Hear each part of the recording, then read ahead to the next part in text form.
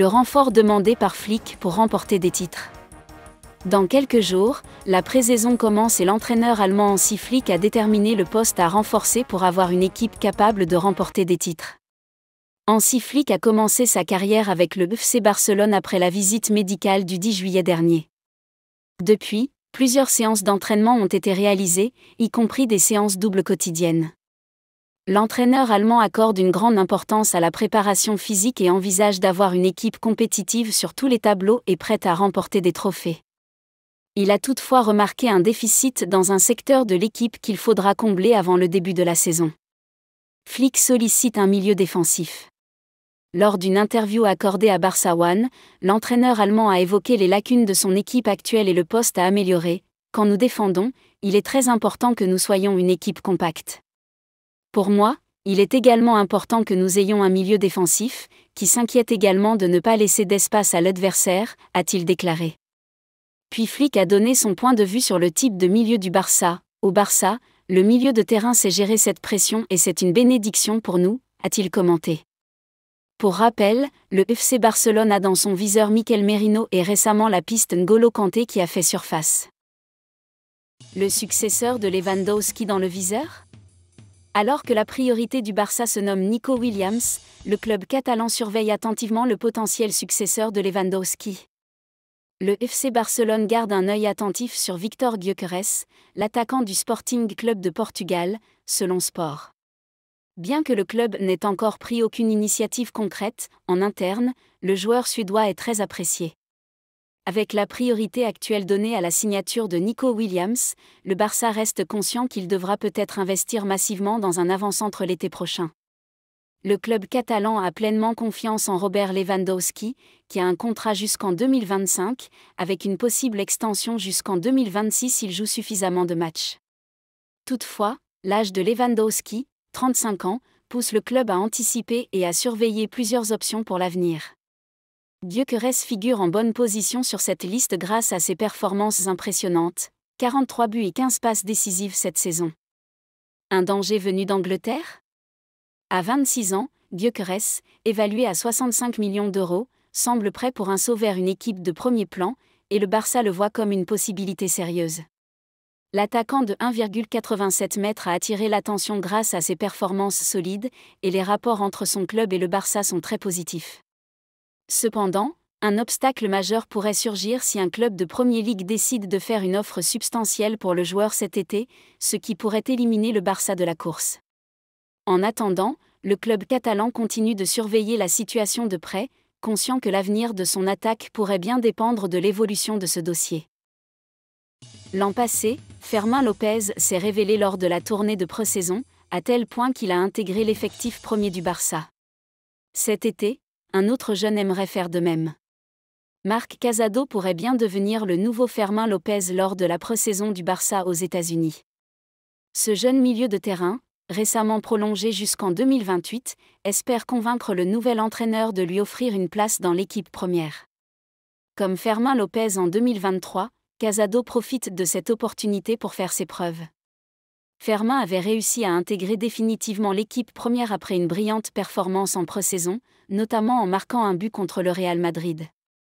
De même, Casado, très apprécié par Flick, a l'ambition de suivre ce chemin et de faire le saut définitif depuis l'équipe réserve, où il a été un joueur clé sous la direction de Rafa Márquez.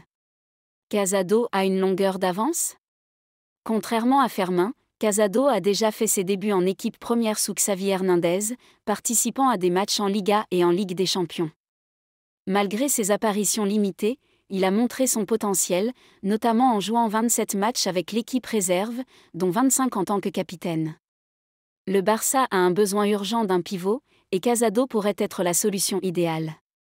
Sa polyvalence, sa confiance et son talent balle au pied font de lui un candidat sérieux pour ce poste crucial.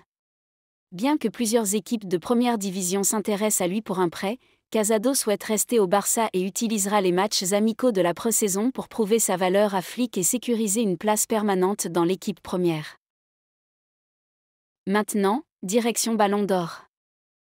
Les 6 candidats au Ballon d'Or 2024. Selon le quotidien AS, le Ballon d'Or va se disputer entre 6 joueurs en 2024, dont 3 joueurs du Real Madrid. La saison 2023-24 est officiellement terminée avec les sacres de l'Argentine à la Copa América et de l'Espagne à l'Euro 2024. Une saison qui est désormais unique juge pour décerner le prochain Ballon d'Or selon les nouveaux critères de France Football, même s'il va falloir s'armer encore de patience pour connaître l'heureux élu. En effet, on ne connaîtra les 30 nommés que le 4 septembre prochain et comme l'écrit AS ce jour, on s'attend à voir de nombreux joueurs du Real Madrid après le doublé Ligue des Champions mais aussi des joueurs espagnols après l'Euro. Messi ne devrait pas être un vainqueur crédible mais il sera dans la liste, sans aucun doute. Dans son édition du jour, le quotidien madrilène passe en revue les candidats à la victoire finale et ce dernier juge que 6 joueurs sont susceptibles de le remporter, dont 3 madrilènes. Pour rappel, 100 journalistes des 100 pays classés dans le classement FIFA voteront. Les favoris au Ballon d'Or selon AS. Vinicius Junior, 49 matchs, 3792 minutes de jeu, 26 buts. Il est dans l'esprit de beaucoup le grand favori pour cette 68e édition. Le Brésilien a connu un début de saison délicat à cause des blessures mais a tout cassé en 2024 avec le Real Madrid, en Liga et plus encore en Ligue des Champions. Il a brillé dans tous les matchs les plus regardés au monde, face à Manchester City, face au Bayern Munich et en finale contre Dortmund. Seul bémol, la Copa América. Bellingham, 54 matchs, 4707 minutes de jeu, 27 buts. Benzema est parti du Real mais Bellingham est arrivé. Il n'était pas un buteur mais Ancelotti l'a métamorphosé en lui offrant plus de liberté et en le rapprochant du but adverse. Sur toute la première partie de saison, il a inscrit tous les buts importants du Real Madrid avant de s'essouffler sur la deuxième partie de saison. Il a ensuite fait un Euro plus qu'honorable, battu en finale mais passeur décisif et surtout buteur en quart de finale pour sauver les Anglais d'une triste élimination. Carvajal, 55 matchs, 4454 minutes de jeu, 7 buts. Joselu l'a clairement dit, Carvajal est celui qui mérite le plus ce Ballon d'Or et dans l'absolu, c'est peu contestable au regard de son importance dans tous les succès du Real et de l'Espagne cette saison. Il a été régulier et a marqué les esprits avec ses 2 maillots. Seul bémol, il occupe un poste défensif et s'est rarement récompensé. Rodrigo, 64 matchs, 5546 minutes de jeu, 12 buts. On quitte le Real Madrid pour parler du joueur de Manchester City. Rodri a été élu meilleur joueur de l'Euro et ça fait de lui le 2e favori dans la course au Ballon d'Or à en croire les récents sondages.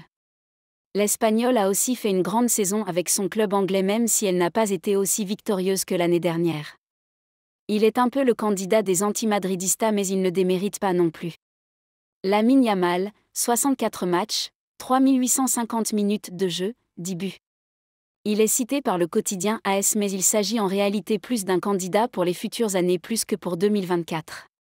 Il est toutefois l'espoir des fans du Barça qui n'ont pu que constater la domination merengue cette saison et qui craignent l'armada du rival pour les années à venir.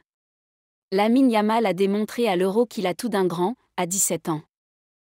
Nico Williams, 50 matchs, 3699 minutes de jeu, 11 buts. À l'instar de Lamine Yamal, il est cité par AS mais une victoire finale du Basque est assez peu crédible même si une place dans les 30 nommés serait logique. Il a été très solide durant l'Euro et il ne faut pas oublier qu'il a été l'un des artificiers de la victoire de l'Athletic Club en Coupe du Roi cette saison. Quel joueur mérite selon vous de remporter le Ballon d'Or cette année ? Faites-nous part de vos pronostics et arguments dans les commentaires.